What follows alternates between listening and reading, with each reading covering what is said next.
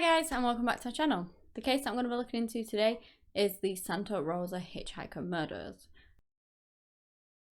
And this case still remains unsolved. It follows the murders of numerous females in Sonoma County and Santa Rosa in the years 1972 to 1973. All of the girls were last seen hitchhiking, something which we now know is very, very dangerous and should never be done. But at the time, it was commonly done. Young people felt that it was safe to hitch a ride with someone. And there was just so many people that did it. It was just normal. Which is even sadder because they thought they were safe doing such a thing, which we obviously now know is very dangerous. Getting in a car with a stranger, you know, it's never advised to do. Never do it. But at the time, they felt like it was okay and like it was safe to do so. And that is even more heartbreaking because they've lost their lives as a result of just willingly jumping into someone else's car to try and get to a destination. If you guys have any more cases you'd like me to look into, please do let me know. I will look into them.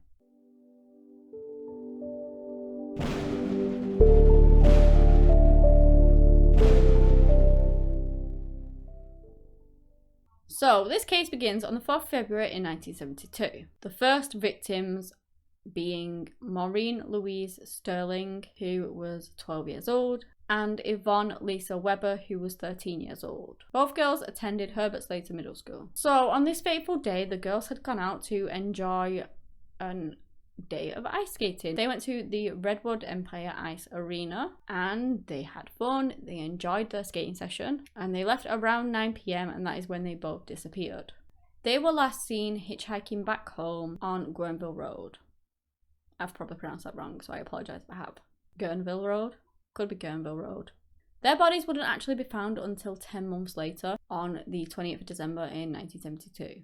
So the girls' bodies were found 2 miles north of Porter Creek Road, down the side of this steep embankment.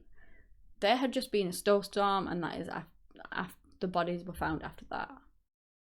They were found on the side of the road and they had no clothes on. When the police attended the scene, they found this single earring, an orange bead, and this 14-carat gold necklace which had a cross on it. The jewelry would be identified as being Maureen's, as belonging to Maureen by her mother. At that point, with it being 10 months and then being out in like all weathers, the remains were skeletal when they were found, and that led to them not being able to determine their cause of death.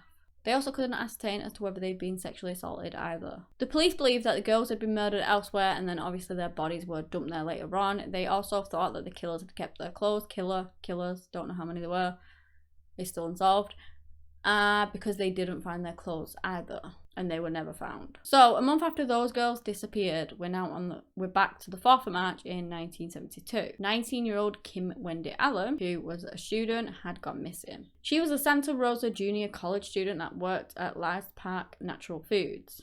That day, she was given a ride from the store by 2 men to San Rafael. These men would see her again at 5:20 p.m. hitchhiking to school from Bell Avenue near Highway 101, carrying a large wooden soy barrel with red Chinese characters on it. Now, her family had actually warned her of the dangers of hitchhiking, which makes it even more sad. It was something she did a lot, and they tried to warn her about it, and unfortunately she did not listen. 20 feet from Enterprise Road, down this embankment in a creek bed, her body was discovered. She was once more naked, her hands and feet had been tied, and she had been sexually assaulted. Her cause of death was strangulation. It was determined that she had been slowly strangled to death over the course of around about half an hour. She had pretty much been tortured. Semen was also recovered from her body. The police found a single loop earring pretty close to her body. And what they also found was at the top of the embankment was what they assumed was a leg impression.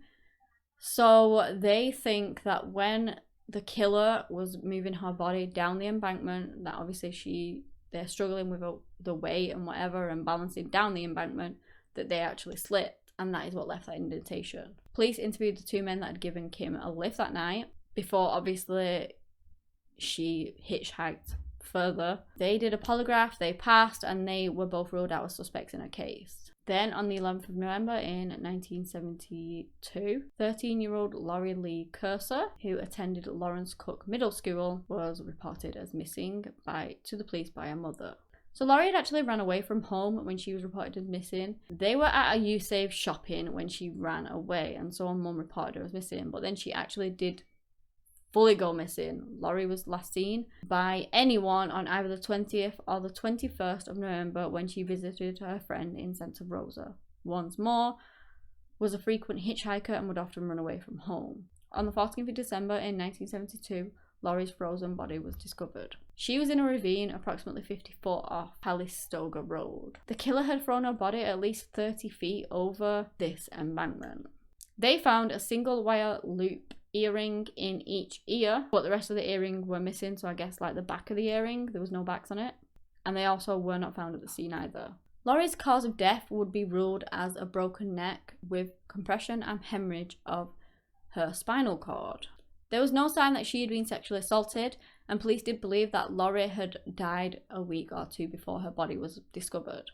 A man would later reach out to police and let them know that it was possible that he witnessed Laurie's abduction. He told the police that between the 3rd of December and the 9th of December, I guess he wasn't entirely sure about the date, on Parkhurst Drive he saw two men pushing a girl into their van, driven by a Caucasian man with Afro-style hair. Once they had gotten this girl into the van, they sped north on Costiga Road, and the man witnessing it described the girl, which also matched Laurie's description. It was speculated that Laurie was kidnapped, stripped naked, forced into the van, then stripped naked, and that she actually managed to open the passenger door and either dove out herself, fell out, or was pushed out. And obviously that was her attempt at escaping. As a result of whatever caused her to leave that van, she broke her neck going down the ravine. And whoever had abducted her just left her there dying in the ravine on the side of the road, which would have taken some time because she had broken her spinal cord so she couldn't move and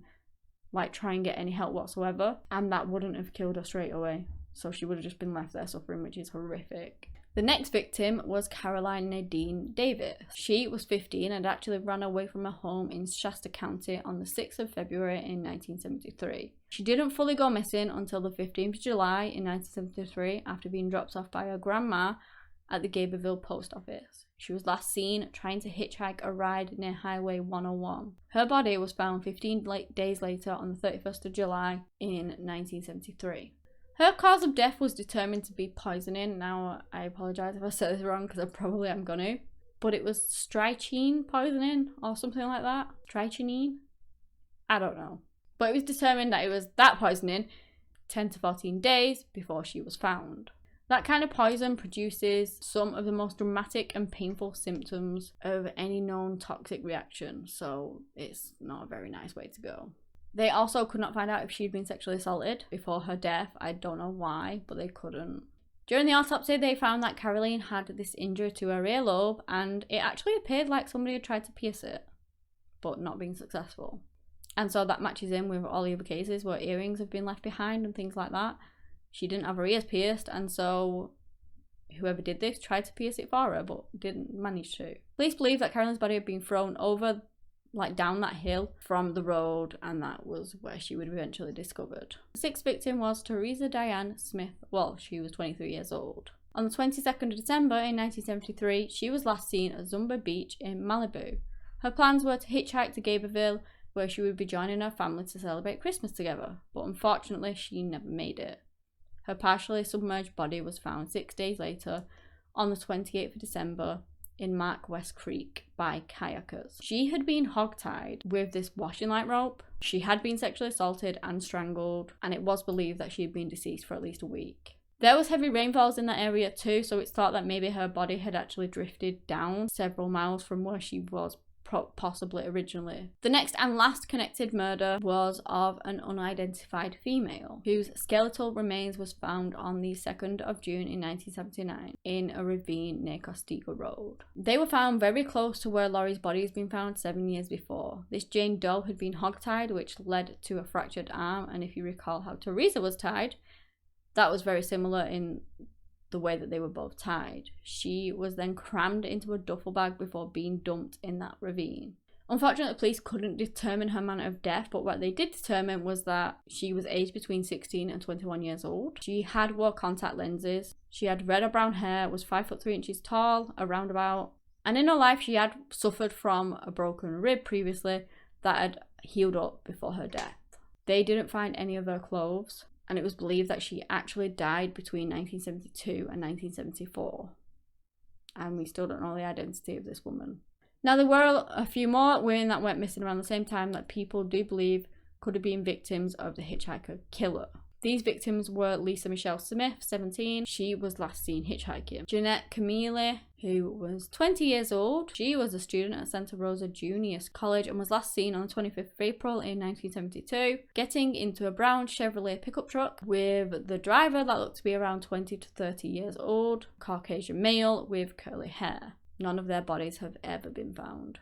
The last possible victims are Carrie Ann Graham, who was 15, and Francine Marie Trimble, who was 14. They went missing in 1978 and their skeletal remains were found in the July of 79. They actually remained unidentified until 2015. The girls had gone to school, but instead of going to the classes, they had told their friends that they were going to hitchhike to this party instead. And the party was in Santa Rosa. Carrie's sister had seen the girls either on the 15th or the 16th, and they had also told her that they were going to this party. After this, they vanished and people assumed that they had run away, but they hadn't. In 1975, the FBI commissioned a report stating that 14 unsolved homicides between 1972 and 1974 were committed by the same perpetrator, which consists of the 6 found victims and the following victims, and this is as of 1975. Rosa Vasquez, 20. Yvonne Quillintang, 15. Angela Thomas, 16. Nancy Patricia Gidley, 24. Nancy Fusey, Lauren A. Odell, 21, Brenda Kai Merchant, 19, Donna M. Braun, 40. Over the years, there have been several theories on who murdered these women. Some actually believe that it could have been the Zodiac Killer, who has yet to be identified anyway. Nobody knows who the Zodiac Killer is. And that stems from this symbol that was found at one of the crime scenes, along with this letter that he sent to the San Francisco Chronicle in which he claimed 37 victims, along with the Chinese characters on the missing toy barrel that was carried by Kim Allen. Another theory that was that maybe it was a Hillside Stranglers, but they were ruled out. Another suspect was Arthur Lee Allen, who was also suspected to be the Zodiac Killer, but once again, no more charges were brought with regards to either case. Heck, even Ted Bundy was in the running for being the hitchhiker killer at one point. It just, all these like famous serial killers are thought to be the Santa Rosa Hitchhiker killer. It just goes to show how they have no idea.